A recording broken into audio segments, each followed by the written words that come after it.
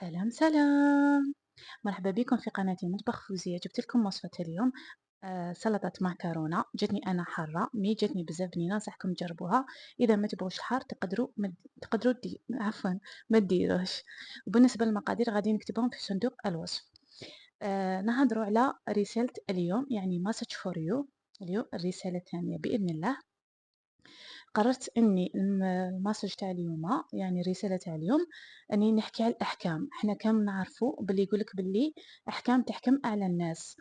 أنا عندي نوعين من الأحكام، نحكموا على الناس ونحكموا على أنفسنا، يعني نفسنا حنا نحكموا عليها. نبداو بالحكم على الناس، ومن بعد نحكموا عفوا، من بعد نحكوا الحكم على أنفسنا.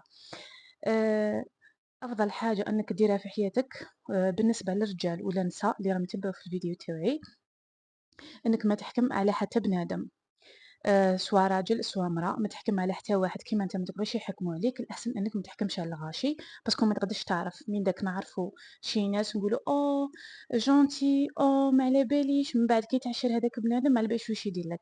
كذلك من داك نحكموا على إنسان نقولوا هذا فيه وفيه، من بعديكا ما تعرفش كامل. يجي موقف ولا يجي كجاز تلقى هذاك الإنسان عاونك في حاجة ولا دار معاك أنت ما تتخيلهاش. تقول يا كنت نشوف فيه في نظرة ومن بعد وليت نشوف فيه في نظرة. على ذاك الأحسن أنكم ما تحكموش على الناس. باسكو هذه الحاجة توديكم كيما نقولوا حنايا، تاع إن بعض الظن إثم. إن بعض الظن إثم، يعني الإنسان ما تحكمش عليه إلا حتى كي تعاشرو وتعرف كيفاش هو داير، تعرف كيفاش عقليته وواش هو اللي موالف يتعامل معاك، يعني حتى كي تشوف منه صح هذيك الحاجة.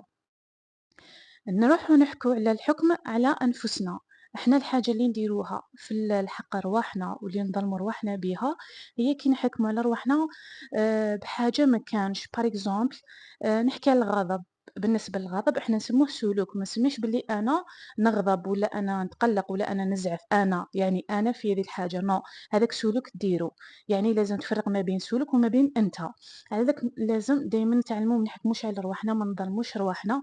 ودايما نتعلموا باللي كاين فرص، كاين تغيير. ما نظلموش رواحنا بالحكم على رواحنا ولا الحكم على الآخرين. إن شاء الله يعجبكم الفيديو تاع اليوم، وإن شاء الله يعجبكم الرسالة تاع اليوم.